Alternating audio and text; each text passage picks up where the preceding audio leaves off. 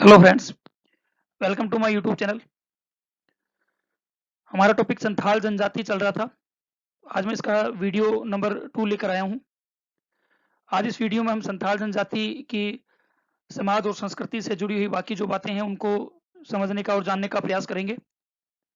इससे पहले के वीडियो में हमने संथाल जनजाति के निवास क्षेत्र और उनकी भौगोलिक दशाओं के बारे में, संथाल हूल, संथाल जनजाति के मकान और गांव यानी परगना के बारे में, और संथाल जनजाति की धार्मिक कुछ परंपराओं के बारे में हमने बात की थी, जिनमें हमने जन्म संस्कार, मृत्यु संस्कार और संथाल जनजाति के देवी देवताओं के बारे में हमने बात की थी।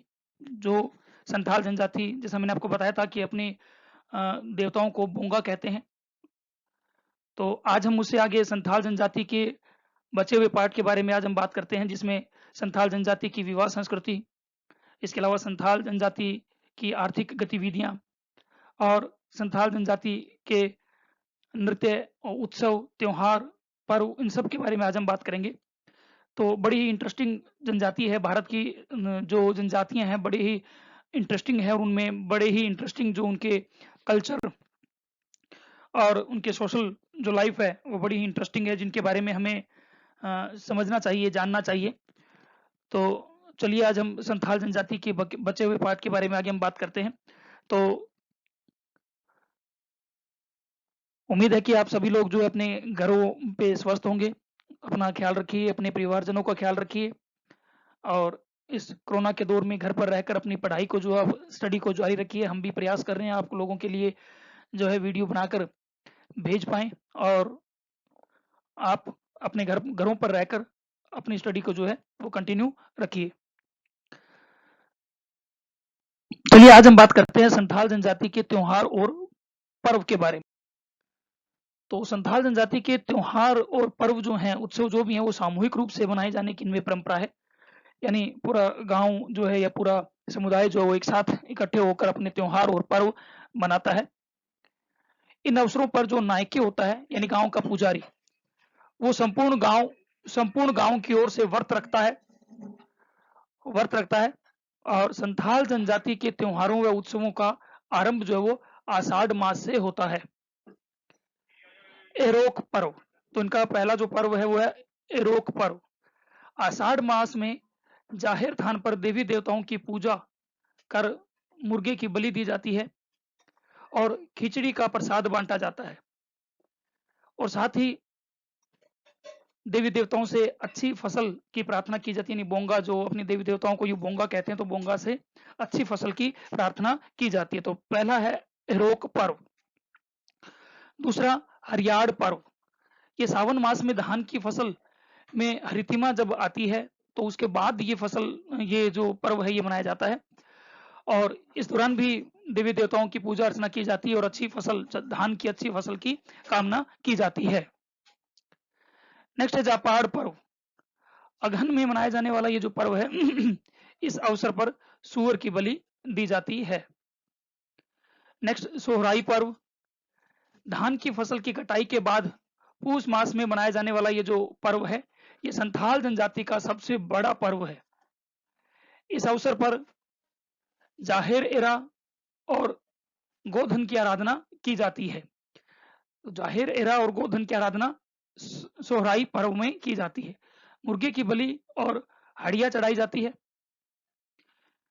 ये पहले दिन का इनका इस सोहराई पर्व का पहले दिन का जो रस्म होती है। दूसरे दिन की रस्म में गोहाल यानी गोवंश को सजाकर उनकी पूजा की जाती है। आप डायग्राम में देखिए, इनके कुछ पर्व जो है वो बताए गए हैं, दिखाए गए हैं।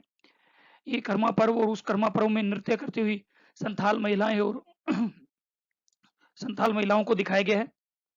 ये देखिए हंटिंग फेस्टिवल है जो पश्चिम बंगाल में संथाल जनजाति मनाती है। हंटिंग फेस्टिवल, इस दौरान ये शिकार करते हैं और शिकार के लिए पूजा करते हैं और हंटिंग फेस्टिवल ये मनाया जाता है। ये सोराही पर्व जिसके बारे में बात कर रहे थे, सोराही पर्व देखिए, इसमें गाय है, इस गाय की पूजा की जाती है। तो गाय की पूजा की जाती है और ये सोराही पर्व की ही आप ये फोटोग्राफ्स देख रहे हो। इसमें देखिए गाय के सामने विभिन्न तरह के नृत्य, विभिन्न प्रकार के ढोल नगाड़े बजाकर उनके सामने नृत्य किए जाते हैं। तो ये दूसरे दिन का है। दूसरे दिन गांव में गाय जो गोवंश है उसको सजाकर उनकी पूजा की जाती है। इस पर्व के सोहराई पर्व के तीसरे दिन जो है गाय बैलों को धान की मालाएं पहनाई जाती है और उनके सामने नाच गाने किए जाते हैं, जैसा मैंने अभी आपको दिखाया था। और चौथे दिन जो है युवक युवतियां नाचते गाते हुए पूरे गांव से अनाज, दालें, तेल, मसाले ये सब इकट्ठा करते हैं और पांचवें दिन जो है वो सामूहिक खिचड़ी बनाकर उनका भोज दिया जाता है और उत्सव समाप्ति की घोषणा होती है। तो ये 5 दिन का पर्व होता है और 5 दिन का पर्व ये इस तरह से 5 दिन की 5 रस्मों के हिसाब से ये कंप्लीट होता है। नेक्स्ट अगला इनका पर्व है साकरात। ये भी पूस मास के अंतिम दिनों में मनाया जाता है। पूस या पौष मास जिसको हम कह सकते हैं उसके अंतिम दिनों में मनाया जाता है और ये 2 दिवसीय पर्व होता है। पर्व के पहले दिन गांव के आसपास जो मछलियों यानी और आसपास तालाबों से मछलियों को, खरगोश को, चूहों को इनको इनका शिकार किया जाता है, इनको पकड़ा जाता है। और दूसरे दिन जो है वो जंगलों से जंगली जानवरों या पशुओं का शिकार किया जाता है और मोरांग बुरु जो इनका दूसरा प्रमुख देवता है और जो पितृ देव इनके हैं उन पितृ देवों को भोग और हड़िया चढ़ाई जाती है और साथ में मंगल कामनाएं की जाती हैं। अगला इनका पर्व है भागसिम। माघ माह में गांव के नजदीक किसी तालाब किनारे देवी देवताओं के नाम मुर्गी की बलि दी जाती है और आहदेदारी को अगले वर्ष के लिए अपने अपने ओहदे की स्वीकृति प्रदान की जाती है। ओहदेदारी यानी जिस व्यक्ति के पास जो ओहदा है वो अपने ओहदे के अनुसार कार्य करे, ये स्वीकृति उनको प्रदान की जाती है। नेक्स्ट है बाहा पर्व। ये इनका दूसरा प्रमुख पर्व है जो फाल्गुन मास में मनाया जाता है और ये तब मनाया जाता है जब साल के वृक्षों पर फूलों का आगमन होता है, उस पर फूल खिलते हैं, तब ये बाहा पर्व मनाया जाता है। संथाल जनजाति का ये दूसरा बड़ा पर्व है और ये 3 दिवसीय पर्व होता है जिसमें प्रथम दिन गांव के नायके स्नान और भोजन की रस्म का पालन करते हैं, यानी शुद्धता से ये जो है स्नान करते हैं और शुद्धता से ये भोजन का पालन करते हैं। दूसरे दिन जो है वो जहेर धान पर देवी देवताओं की पूजा यानी बोंगा की पूजा की जाती है और बलि चढ़ाई जाती है बकरे की या सुअर की या मुर्गी की और हड़िया चढ़ाई जाती है। महुआ और सखुआ के जो फूल हैं उनकी भेंट भी चढ़ाई जाती है। तो ये सारी रस्में जो हैं वो दूसरे दिन बाहा पर्व के दूसरे दिन निभाई जाती है और साथ में नाच गाने युवक युवतियां नाच गाने करते हैं। तीसरे दिन जो है गांव के का जो नायके होता है वो प्रत्येक घर के दरवाजे पर अपने पांव धुलवाता है, तो उसके पांव धुलवाए जाते हैं प्रत्येक घर के दरवाजे पर और नायके जो है वो प्रत्येक परिवार को साल की मंजरियों का गुच्छा जो है वो प्रसाद स्वरूप देता है। और इसके पश्चात जो है स्वच्छ जल से होली खेली जाती है जो कि शाम तक चलती है और सभी जो लोग हैं वो होली खेलते हैं। तो ये एक तरह से होली पर्व ही होता है। नेक्स्ट अगला है इनका पर्व बंधना पर्व। चैत्र या बैसाख माह में सगे संबंधियों के साथ एक सप्ताह तक ये खाते पीते हैं, नाचते गाते हैं और खुशी मनाते हैं, तो ये पर्व मनाया जाता है, बंदना पर्व उसको कहते हैं। ये देखिए कुछ इनके पर्व यहाँ दिए गए हैं। तो ये रथ यात्रा के दौरान नाच गाना उत्सव ये सब किया जाता है। ये ब्लॉसम फेस्टिवल यानी फूलों के आने पर, बाहर आने पर या यूं कहें कि फसलों में फूल लगने पर ये ब्लॉसम फेस्टिवल मनाया जाता है। चाता पर्व ये आप देखिए, चाता पर्व ये मनाया जाता है, ढोल नगाड़े बजाए जाते हैं और नाच गाने किए जाते हैं। ये फेस्टिवल ऑफ फ्लावर जैसे मैंने आपको बताया, ब्लॉसम पर्व तो उस समय जब पेड़ों पर फूल लगते हैं तो उस समय ये पर्व मनाया जाता है। ये बाहा पर्व आप देखिए, तो इस बाहा पर्व में इस तरह से पितरों की पूजा की जाती है, देवी देवताओं की पूजा की जाती है। ये बाहा पर्व का ही दृश्य है, ढोल नगाड़े बजाए जाते हैं और महिलाएं जो है वो इस समय डांस करती है। ये सोराहे पर्व जिसमें सबसे लास्ट में अंत में खिचड़ी बनती है जो प्रसाद के रूप में सब में बांटी जाती है, तो ये खिचड़ी बनते हुए सोराही पर्व में, ये सोराही पर्व में गाय के जो है उसको सजाकर उसकी पूजा अर्चना की जाती है गाय की। और ये भी सोराही पर्व के दौरान नाच गाने का उत्सव मनाया जाता है और ये भी जो है सोराही पर्व के दौरान ही नाच गान किया जा रहा है ढोल नगाड़ों पर। ये हूल उत्सव है इनका। हूल जैसा मैंने आपको बताया, हूल संथाल हूल जो है एक संग्राम था, एक आंदोलन था अंग्रेजों के प्रति, अंग्रेजों की शोषण के प्रति।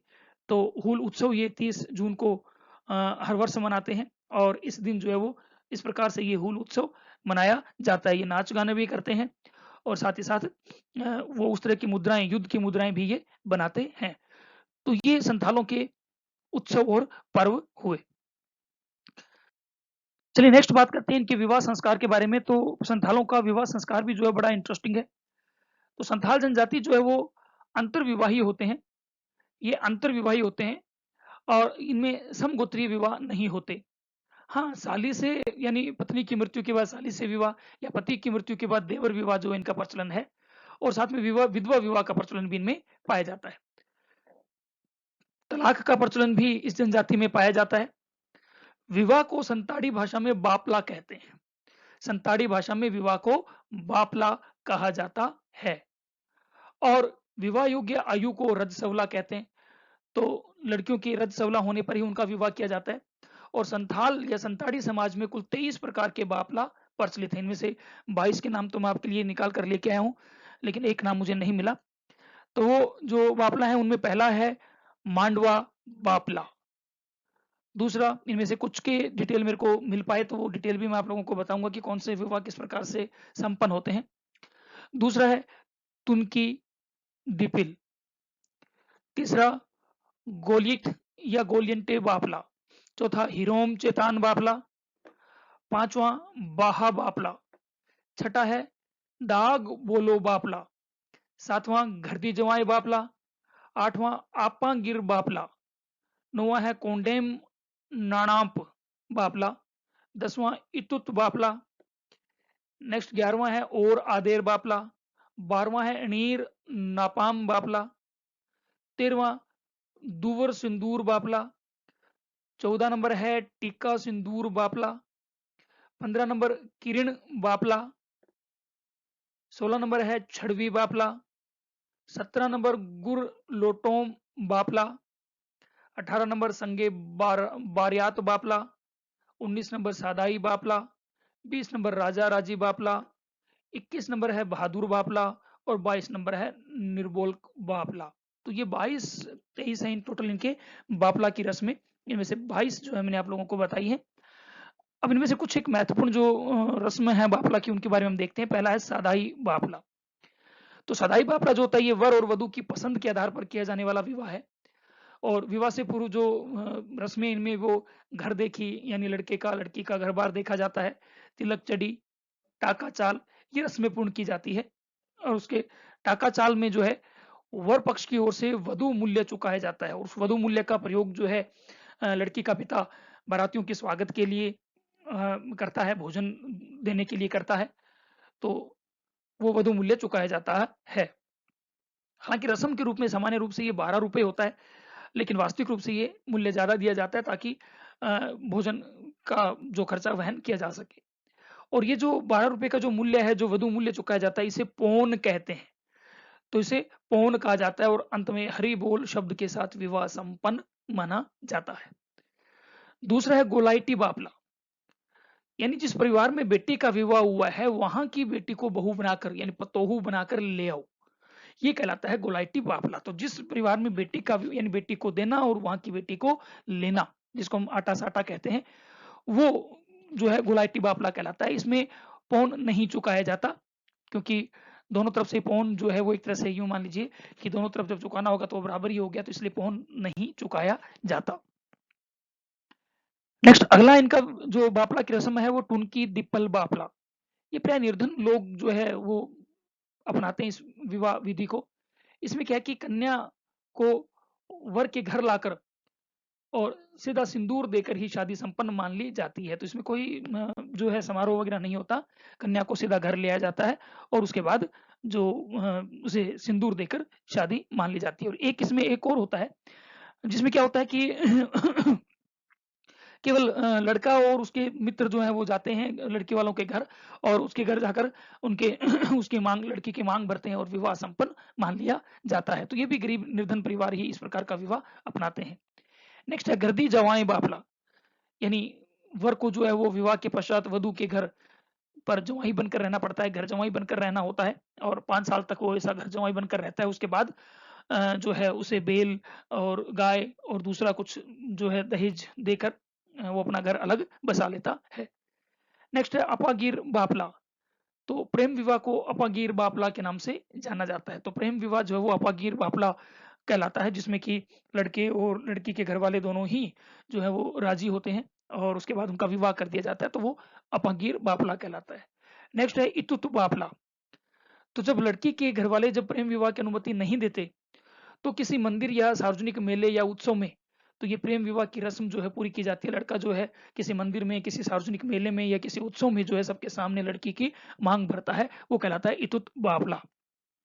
नेक्स्ट है निर्मूलक बापला। लड़की यदि हट कर ले किसी लड़के से विवाह करने के लिए और हट करके वो अपना घर छोड़कर चली जाए और उस लड़के के पास जाकर रहने लगे, तो उसके बाद यानी जो रस्म के रूप में विवाह उनका जब करवाया जाता है तो वो कहलाता है निर्मूलक बापला। नेक्स्ट है बहादुर बापला। तो जो बहादुर बापला है इसमें लड़का और लड़की जंगल में भाग जाते हैं और कुछ समय बाद आकर अपने घर वापस आकर जो है अपने आप को एक दिन के लिए अपने एक कमरे में बंद कर लेते हैं। बाद में उनका विवाह संपन्न करा दिया जाता है, वो कहलाता है बहादुर बापला। नेक्स्ट है राजा राजी बापला। जब लड़का और लड़की के परिवार वाले विवाह के लिए सहमत ना हो और तो क्या है कि दोनों मांझी के पास जाते हैं और मांझी जो है वो फिर जोग मांझी और नायकी जो है उनकी सहायता से उन दोनों का विवाह संपन्न करवाता है, उन लड़के और लड़की की आपसी सहमति से। तो ऐसा विवाह कहलाता है राजा राजी बापला। नेक्स्ट अगला है सांग बापला। विधवा या परित्यक्ता स्त्री का विवाह जो है वो कहलाता है सांग बापला। तो उसका विवाह भी किसी ऐसे पुरुष से किया जाता है जो विधुर हो या फिर जो परित्यक्त हो, तो ऐसे पुरुष से उसका विवाह करवाया जाता है, वो कहलाता है सांग बापला। नेक्स्ट है किरिंग जवाएं बापला। यदि विवाह के पूर्व लड़की किसी अन्य से गर्भवती हो जाती है, तो किसी अन्य दूसरे लड़के से जब उसका विवाह किया जाता है तो वो कहलाता है किरिंग जवाएं बापला। इसमें उस दूसरे लड़के को जो कि उसे शादी करने के लिए तैयार हुआ है उसे गाय बैल रुपए आदि दिए जाते हैं ताकि वो लड़की और उसकी होने वाली जो संतान है उस संतान को पाल सके, उनका पालन पोषण कर सके। तो ये कहलाता है किरिंग जवाएं बापला। नेक्स्ट बिटला। बिटला समाज निष्कासन की एक प्रथा है। ये उस स्थिति में बिटला जो है उस स्थिति में किया जाता है जबकि या तो समगोत्रीय लड़की जो है लड़की या लड़का समगोत्रीय विवाह कर ले या फिर समगोत्रीय शारीरिक संबंध बनाने पर जो है ये रस्म अपनाई जाती है, या फिर लड़का लड़की जो है वो गैर संथाल जाति से विवाह कर ले या शारीरिक संबंध होने पर दंड स्वरूप जो है वो बिटला किया जाता है। इस अवसर पर संथाल जो है वो दूगर नृत्य करते हैं जिसमें क्या है कि उस लड़के या उस लड़की को जो है उसके लिए बुरे गाने गीत गाए जाते हैं। उस दूगर नृत्य करते हुए बुरे गीत गाए जाते हैं, उसको एक तरह से टोंट मारा जाता है और जो मोस्टली जो है उसका बिटला जो है एक तरह से समाज निष्कासन होता है, तो वो लड़का या लड़की या तो गांव छोड़कर चले जाते हैं और वरना उसके लिए एक अलग रस्म और अपनाई जाती है जो कहलाती है जाति जोम। बिटला प्राप्त परिवार को यदि समाज में पुनः शामिल करने की प्रथा जो है वो कहलाती है जाति जोम। इसमें बिटला परिवार जो प्राप्त परिवार है उसको संपूर्ण परगने को भोज देना होता है और यदि भोज दे देता है तो बुजुर्ग जो परगनेत है वो उसे समाज में शामिल करने का आह्वान करते हैं और जो है उस बात को पूरी तरह से भुलाने का ये आश्वासन देते हैं। देखिए इनकी कुछ बापला यानी विवाह की कुछ रस्में हैं।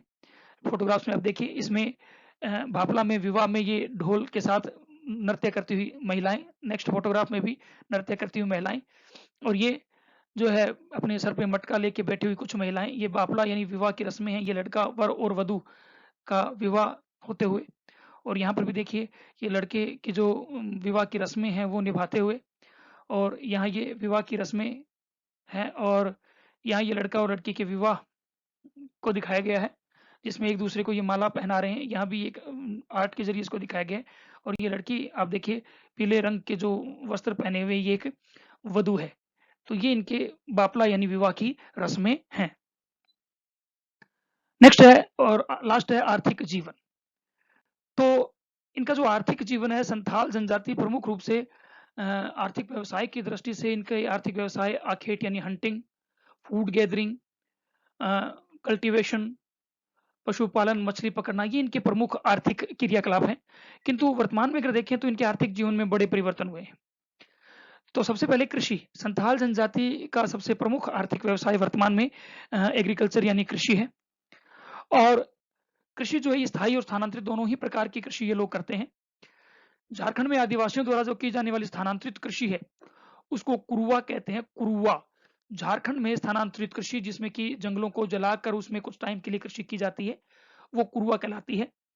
और उड़ीसा का जो क्षेत्र है वहां पर इस प्रकार की स्थानांतरित कृषि पामाडाबी, कोमान या बरिंगा कहलाती है।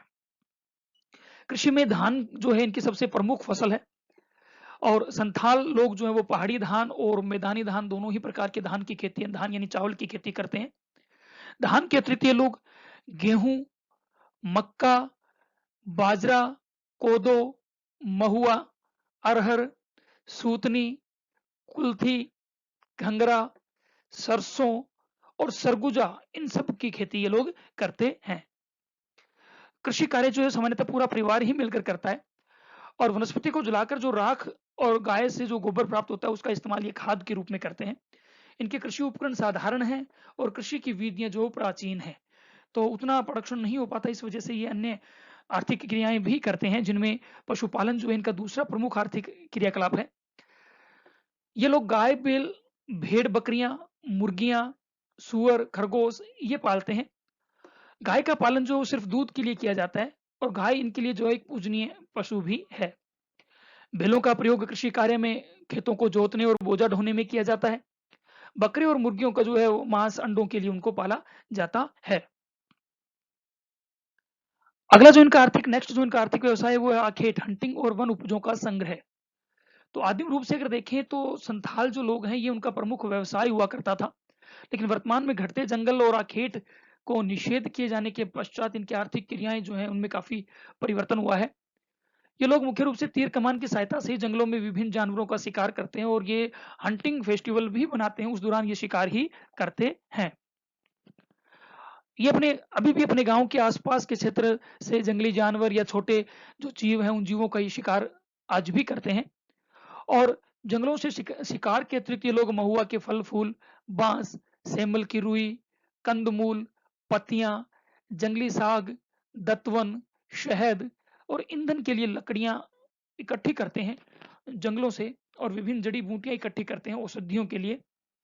तो ये वन उपजों का एकत्रीकरण यानी फूड गैदरिंग का काम ये लोग आज भी करते हैं। मोस्टली पुरुष जो है ये काम पुरुष ही करते हैं, लेकिन महिलाएं भी जो है खास करके जेठ और बैसाख का महीना होता है, उस महीने में महिलाएं भी जंगलों से जंगली सब्जियां इकट्ठी करने, लकड़ियां इकट्ठी करने या फूल पत्तियां इकट्ठी करने के लिए जाती हैं। नदी तालाबों और नालों से ये मछलियां, सीप और घोंगे पकड़ते हैं। सीप और घोंगे जो इनका मुख्य व्यंजन है, ये इन्हें बड़ी चाव से खाते हैं। सायरा, टापा, जाल, गिरगिरा, ये कुछ पद्धतियां अपनाते हैं मछलियों को पकड़ने के लिए, साथ में हाथों से भी ये मछलियां पकड़ते हैं। ये लोग क्या करते हैं कि इनको कुछ जंगली पौधों के बारे में जानकारी है जो कि जिनमें कि एक तरह से नशा होता है, तो उन जंगली पौधों को पीस कर उसको ये नदी तालाब के पानी में डाल देते हैं, जिससे मछलियां जो है वो बेशुद्ध होकर ऊपर आ जाती हैं और उन्हें आसानी से ये पकड़ लेते हैं। जैसे मैंने आपको बताया बैसाख और जेठ के महीने में जो महिलाएं हैं वो जंगली सब्जियां और अन्य वन उपजें जो हैं उनको इकट्ठा करने के लिए, फूड गैदरिंग के लिए वो घरों से निकलती है और जंगलों में जाती हैं। इसके अलावा महिलाओं के जो कार्य हैं वो घर की साफ सफाई करने के लिए ये बड़े ही अपने आप को गौरवान्वित महसूस करती हैं, और घर को बड़ा ही साफ सुथरा ये महिलाएं रखती हैं। बच्चों का पालन पोषण करना, पशुओं की देखरेख करना, ये महिलाओं का कार्य होता है। तो जैसे मैंने आपको बताया, संथाल महिलाएं जो है वो घर की बड़ी ही साफ सफाई का ध्यान रखती हैं। तो नेक्स्ट बात करते हैं इनकी अन्य आर्थिक गतिविधियों के बारे में। तो आधुनिकीकरण के साथ साथ इनकी जो आर्थिक क्रियाएं हैं उन आर्थिक क्रियाओं में काफी परिवर्तन आया है।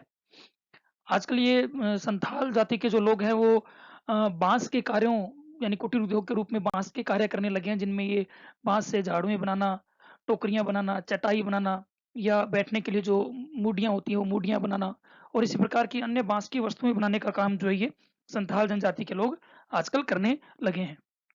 और इसमें जो सरकारें हैं उन सरकारों ने भी इनको सहायता प्रदान की है इस प्रकार के कुटीर उद्योग की स्थापना के लिए। और दूसरे जो है ये विभिन्न प्रकार की जो पेंटिंग्स हैं यानी चित्रकारी का काम या दस्तकारी का काम जो है ये हथकरघा उद्योग के रूप में ये लोग करने लगे हैं। इसके अलावा चाय के बागानों में संथाल लोग जो आसाम और दार्जिलिंग के चाय के बागानों में भी काम करते हैं मजदूरी के रूप में, और साहूकारों के खेतों में भी काम करने लगे हैं। छोटा नागपुर पठार के क्षेत्र में खनिज खनन का कार्य हो या फिर भवन निर्माण का कार्य या सड़क निर्माण का कार्य, और लोहे के जो कारखाने हैं जमशेदपुर के आसपास के जो लोहे के कारखाने हैं उनमें भी ये लोग आजकल काम करने लगे हैं। इनके गांव का एक लोहार होता है जिसे कि ये महाली कहते हैं। तो ये इनकी अन्य आर्थिक गतिविधियां, ये देखिए आप इनके फोटोग्राफ्स हैं। इन फोटोग्राफ्स में आप देखिए, पहली फोटोग्राफ्स में एक संथाल जो पुरुष है वो जंगल में लकड़ी काटने के लिए जाते हुए, दूसरे फोटोग्राफ्स में आप देखिए मछलियां पकड़ते हुए संथाल व्यक्ति जाल के माध्यम से, तीसरे फोटोग्राफ्स में वन उपजों का एकत्रीकरण करके घर की ओर आ रही संथाल महिलाएं, चौथे फोटोग्राफ्स में आप देखिए ये बांस के टोकरियां बनाने का काम और चटाई बनाने का काम, ये आप देख रहे हो तो टोकरियां और चटाई इस तरह से बनाते हैं। धान के खेत में संथाल महिलाएं आप देख पा रहे हो, ये एक परिवार में महिला और पुरुष जो है चटाई बनाने का काम कर रहे हैं बांस से। ये फसल कटाई में देखिए एक महिला का फोटोग्राफ है, और ये पशुओं के साथ संथाल पुरुष का फोटोग्राफ जो अपने पशुओं को चराते हुए। और यहाँ देखिए ये एक जाल बना रहे हैं मछली पकड़ने के लिए, संथाल महिला जाल बना रही है मछली पकड़ने का। और ये दो फोटोग्राफ्स में आप देखिए कि संथाल पुरुष जो है अपने खेतों में काम करते हुए, और ये एक टोकरी बनाते हुए संथाल महिला। तो इस प्रकार के जो है आर्थिक क्रियाकलाप आजकल ये लोग करने लगे हैं, तो इनकी आर्थिक गतिविधियों में काफी परिवर्तन हुआ है। चलिए नेक्स्ट बात करते हैं इनके नृत्य और इनके जो इंस्ट्रूमेंट है उनके बारे में, वाद्य यंत्रों के बारे में। तो ढोल नगाड़े बांसुरी केंद्रा तूही, ये इनके प्रमुख वाद्य यंत्र हैं। और ढोल नगाड़े जो है इनकी सबसे प्रमुख इंस्ट्रूमेंट है, जिन्हें ये तमक और तुमडक कहते हैं। तमक और तुमडक, यानी ढोल नगाड़ों को तमक और तुमडक कहा जाता है। तो इन ढोल नगाड़ों की थाप पर जो है महिलाएं और पुरुष जो है वो नाचते गाते हैं विभिन्न उत्सवों में। तो ढोल और नगाड़े इनके प्रमुख वाद्य यंत्रों में शामिल है। इनका जो मुख्य नृत्य है वो ढोल की थाप पर महिलाएं जो है एक दूसरे की कमर में हाथ बांधकर एक कतार में आगे पीछे की ओर नृत्य करती हैं। ये इनका प्रमुख नृत्य है, इसे संताली नृत्य कहा जाता है। संताली नृत्य कहा जाता है। इसके अलावा भी और बहुत से डांस फॉर्म जो है ये यूज करते हैं, जिनमें कि लुंगी पच्ची नृत्य है। ये आप देखिए फर्स्ट फोटोग्राफ जो है ये लुंगी पच्ची नृत्य का है। तो इसमें ढोल और ढोल के साथ महिलाएं जो अपने सर पे कलश रखकर और नृत्य करती हैं। इसके अलावा हुंता नृत्य, ये हुंता नृत्य का आप देखिए एक जो सीन है फोटोग्राफ में, दूसरे फोटोग्राफ जो है हुंता नृत्य का। फिर दासाई नृत्य, ये दासाई नृत्य है, सर पे अपने मोरपांख या विभिन्न जो पशुओं की जो पर हैं उनको लगाकर फिर उसके बाद ये नृत्य किया जाता है। तो ये दासाई नृत्य। संथाली पाटा नृत्य, तो ये आप देखिए संथाली पाटा नृत्य है, जिसमें कि ढोल की थाप पर महिलाएं कतारबद्ध खड़ी होकर तालियां बजाते हुए आगे पीछे झूमते हुए नृत्य करती है। बापला नृत्य, ये विवाह उत्सव में किए जाने वाला, विवाह में किया जाने वाला जो है डांस है ये। हूल नृत्य जो मैंने आपको बताया था कि ये 30 जून को हूल दिवस मनाया जाता है। संथाल हूल यानी एक अंग्रेजों के खिलाफ आंदोलन था, तो उसके उपलक्ष्य में ये हूल नृत्य किया जाता है, जिसमें विभिन्न युद्ध मुद्राओं के रूप में ये आपको ये नृत्य करते हैं। इसके अलावा पेक्का नृत्य, झूमर नृत्य, अग्नि, चाहू, कर्मा नृत्य और फागुआ नृत्य, ये इनके प्रमुख नृत्य हैं। ये देखिए नीचे जो डायग्राम दी गई है ये संथाली पाटा नृत्य की डायग्राम में फोटोग्राफ्स है, सॉरी। तो इसमें फोटोग्राफ्स में आप देखिए महिलाएं जो हैं ये ढोल के थाप पर आगे पीछे एक दूसरे की कमर में हाथ डालकर आगे पीछे ये नृत्य करते हैं ढोल नगाड़े के थाप पर। तो ये इनका मेन प्रमुख नृत्य है। और ये देखिए दसाई नृत्य का एक ये सीन है, जिसमें ये अपने सर पर जो है मोरपंख धारण करके उसके बाद ये नृत्य करते हैं। इधर भी आप देखिए दसाई नृत्य, और लास्ट में भी दसाई नृत्य का एक है।